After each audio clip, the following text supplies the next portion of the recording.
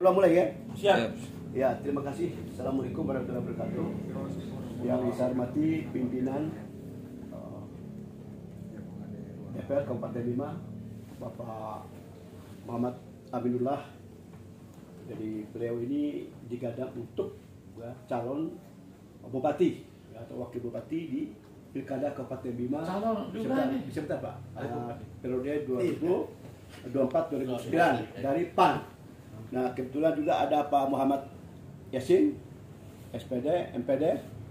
Beliau juga ini bakal calon wakil bupati di periode 2024-2029 dari Partai Gerindra.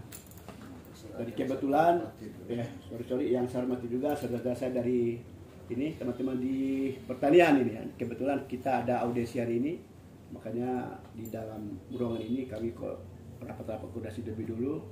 Dan saudara-saudara dari wartawan ya, terima kasih sudah hadir di undangan kami yang cukup singkat ini. Perlu saya jelaskan pada pertemuan ini, kebetulan ya, kemarin saya bersama anggota Komisi 1 melakukan rapat koordinasi ya, konsultasi dengan teman-teman di KPU Provinsi NTB. Kemarin kami diterima oleh Pak Ilman ya, di sana.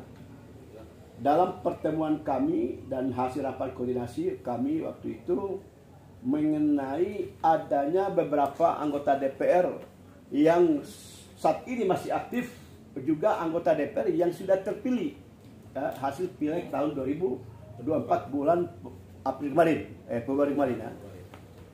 Nah, dalam rapat tersebut saya lebih fokus mengenai apakah mereka ini harus mengundurkan diri apa tidak pada saat melakukan pendaftaran bagi DPR terpilih, gitu kan? Nah, ternyata dari hasil rapat kami disampaikan bahwa surat pengunduran diri tersebut itu hanya kepada anggota DPR yang sudah dilantik, ya. Tapi bagi anggota DPR yang terpilih, ya, tidak perlu ada surat pengunduran diri. Artinya bagi anggota DPR terpilih yang mau maju untuk calon bupati atau wakil bupati, ya tidak perlu melampirkan undur diri, cukup melampirkan undur diri ya sebagai anggota DPR yang saat ini masih aktif. Itu ya, bisa dipahami ya? Oke ya. Kenapa? Ya, kalau kami melihat ya, ini juga sesuai dengan hasil rapat kami dengan teman-teman di KPU ya. Teman-teman KPU Kabupaten Bima, karena pada hari Senin kemarin saya undang khusus teman-teman dari KPU yang hadir waktu itu, ketua KPU dan anggota KPU lain ya, Pak Adi Supriyadi juga hadir waktu itu sebagai ketua KPU Kabupaten Bima. Saya juga menjelaskan dan mempertanyakan bagaimana persoalannya. Jadi dalam rapat kami di ruang Komisi 1 juga, Pak Adi selaku ketua KPU juga sampaikan kalau bisa dilakukan koordinasi dengan pihak KPU provinsi. Akhirnya kami lanjut ke KPU provinsi. Nah, saya menyampaikan ya tentang rincian proses ke pilkada ya. Untuk anggota DPR terpilih ini ya, itu bulan Juni ini penetapannya sebagai caleg terpilih. Bulan Juni ya, 2024. Ya, pelantikannya itu kami diundur. Kalau jadwal KPU awalnya kan 1 Oktober. Sekarang udah mundur ke 1 November Pak ya? Ya, 1 November. Apanya? Enggak, bukan pelantikan. Saya bicara pelantikan. Pelantikan anggota DPR terpilih tahun ini, periode sekarang itu awalnya 1 Oktober. Jadi mundur 1 November. Awalnya 25 Oktober. Iya, 25 Oktober. 25 September. Bukan, kalau keputusan di jadwal KPU itu sampai 1 Oktober, Pak. 1 Oktober. Jadi mungkin dimundur, saya belum tahu nih ya. Untuk pendaftaran calon bupati, wakil bupati, wali kota atau wakil wali kota itu tanggal 27 sampai tanggal 29 Agustus. Ada 3 hari di situ waktunya. Sementara penetapan calon bupati atau wakil bupati tanggal 22 September. Ya, 22 September ya. Nah, artinya kalau terjadi pelantikan ke DPR terpilih tanggal 1 Oktober ya. 1 Oktober ya. Nah, ketika dia daftar saat ini dia belum jadi DPR. Itu dalam pemahaman kami. Dalam pemahaman kami waktu itu dan juga dalam pemahaman dari teman-teman komisioner KPU provinsi. Tanggal 1 Oktober itu, di bawah tanggal 1 Oktober itu DPR terpilih belum dilantik. Ya. Lalu pertanyaannya, undur diri yang dimaksud dalam keputusan MK juga PKPU sebelumnya itu seperti apa? Itu undur diri bagi anggota DPR yang sudah dilantik. Ya, maka kami juga dalam waktu dekat ini kami akan rapat koordinasi lagi, konsultasi lagi dengan pihak Mendagri supaya ini tidak rancu ya, tidak ada yang saling paham, tidak saling perbedaan pemahaman tentang keputusan MK yang dikeluarkan tahun 2020. Tapi yang jelas dalam keputusan MK itu undur diri tidak dijelaskan secara terperinci untuk anggota terpilih di sana. Wah, itu maksudnya. Mungkin ada pertanyaan teman-teman wartawan.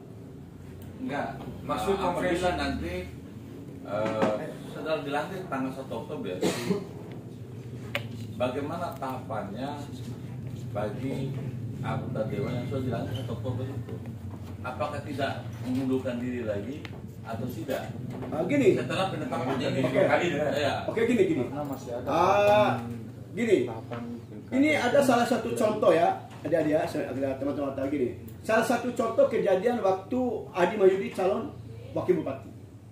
Waktu Adi Mahyudi calon wakil bupati dia undur diri. Mestinya waktu itu Partai Amanat Nasional langsung mengusulkan untuk PAW terhadap nomor 2. Tapi nomor urut kedua waktu itu dia ikut calon bupati di Dompu juga, Ibu Cika itu. Ya, Ibu Cika. Sehingga partai politik tidak mengusulkan PAW ini. Pengusulan PAW itu justru selesai pilkada waktu itu. Nah, akhirnya oleh partai politik mengusulkan nomor urut 3, Pak Sukri. KPU menolak. Kenapa KPU menolak? Ya, karena urutan kedua itu dari Ibu Cika. Nah, sepanjang Ibu Cika itu masih punya hak di situ, sepanjang itu juga akan diproses oleh KPU. Tetapi partai politik waktu itu PAN tidak mengusulkan Ibu Cika, dia mengusulkan Sukri. Sehingga apa? Terjadi proses gugatan oleh Ibu Cika sampai DPP. Nah, di sana oleh DPP langsung memecat Ibu Cika sebagai kader atau sebagai anggota dari PAN. Nah, itu baru diproses lagi. Itu melalui proses yang cukup panjang. Artinya begini, nanti kalau seandainya ya anggap saja caleg PAN atau Gerindra ini ketika dia ikut bertanding di suksesi itu, dia kalah. Kalah ya, kalau menang udah pasti nih ya. Dia kalah. Sepanjang partai politik juga nanti tidak mengusulkan untuk PAW, ya, maka sepanjang itu pula dia masih punya hak. Kembali ke pusat partai berarti. Ya, pusat partai. Itu nanti. Tadi kalau Bin mau tanya ada apa? Poin. Mata ingin lebih ke poin biar Menurut bisa tentukan arah berita yang ingin Menurut tulis ini. Poin yang ingin terus sampaikan ini, apakah mempertanyakan soal pengunduran diri atau memang ingin mempublikasikan pemberitaan mengenai Ita Doho yang sepakat tidak perlu undur diri dan semua bisa mencalonkan diri. Oke. Saya undang adik-adik ini adalah bahwa hasil konsultasi saya sebagai Ketua Komisi 1 bersama anggota Komisi 1 DPR Kabupaten Bima dengan KPU Provinsi NTB dan diterima oleh salah satu komisioner di sana. Kebetulan mereka kemarin lagi pada keluar daerah, diterima oleh satu orang, Pak Hilman ya. Dalam rapat konsultasi tersebut ya didapat sebuah penjelasan bahwa anggota DPR ya yang terpilih yang hendak untuk calon bupati, wakil bupati, wali kota atau wakil wali kota tidak perlu mengundurkan diri karena dia belum dilantik. Ya. Karena pelantikannya bulan Oktober. Ya, meskipun posisinya saat ini masih menjadi anggota DPR lama. Ya, kalaupun sekarang dibutuhkan undur diri itu ada untuk anggota DPR yang masih aktif sekarang. Karena berbeda koalisi, lalu kunjungan DPR kota ke Mendagri ya. Nah, mungkin alangkah lebih baiknya itu juga ke Mendagri. Di sana itu anggota DPR kota yang ke Mendagri itu Romes Ra'a pas keluar dari Mendagri karena keputusannya mengundurkan diri. Mengundurkan diri. Iya. Nah, ini kan gini. Ini kan masing-masing itu mengundurkan diri dia. Masing-masing ini kan beda pemahaman. Kalau saya kemarin bertanya dengan Departemen Provinsi itu, saya betul-betul merinci secara jelas di situ. Jangan sampai terjadi perbedaan salah pemahaman tadi. Ya, kenapa? PKPU juga sekarang kan belum keluar PKPU baru nih. Ya, kalau PKPU lama itu